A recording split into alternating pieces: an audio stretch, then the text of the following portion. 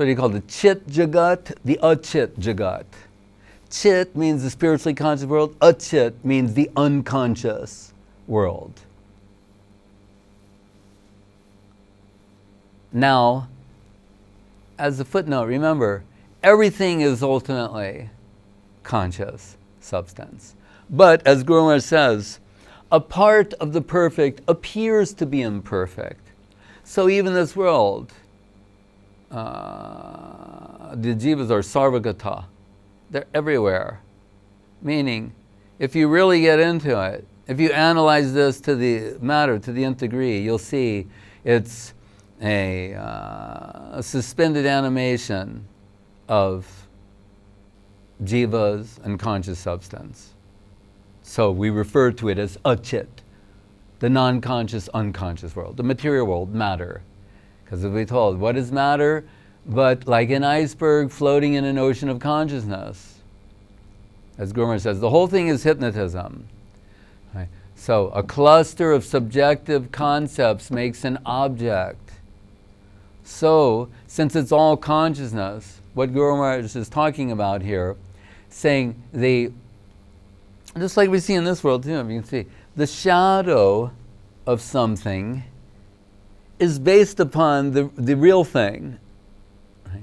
So, he's saying for the chit, conscious subject to experience the mundane, it can't do it directly.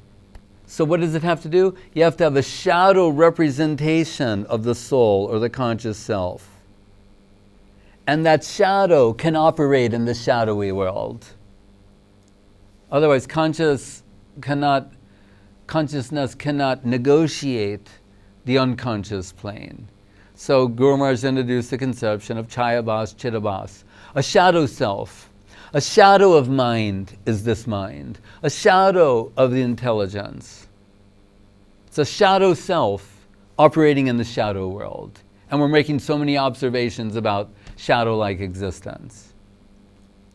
That's what it is. I mean, this is an involved subject. We're at the last few minutes of this talk. But that's what he means. Chit Jagat, the conscious world.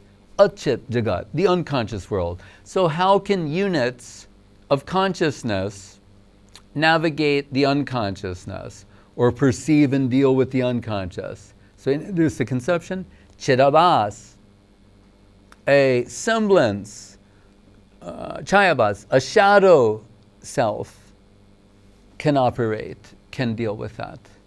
That's what he means. But ultimately, all of this, and he said, the world is in the mind. Bishop Barclay. And the parody. Oh, you mean none of this exists? We just think it does. That's not what he's saying. He's saying all of this that we perceive is floating in consciousness. That's what he means to say. The world is in the mind and not the mind is in the world. So, these are the deeply philosophical questions, and important nonetheless.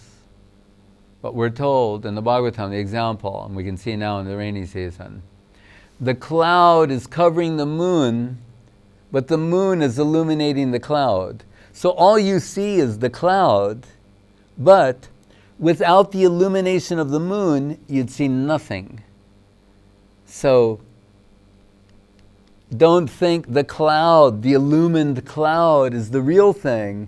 It's the moon that's covered by the cloud. So what it means to say is, the soul is covered by the body, mind, senses, ego, and is illuminating them.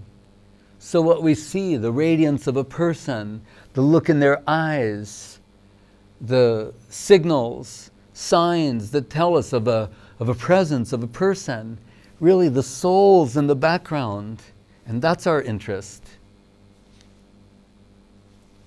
Hare Krishna.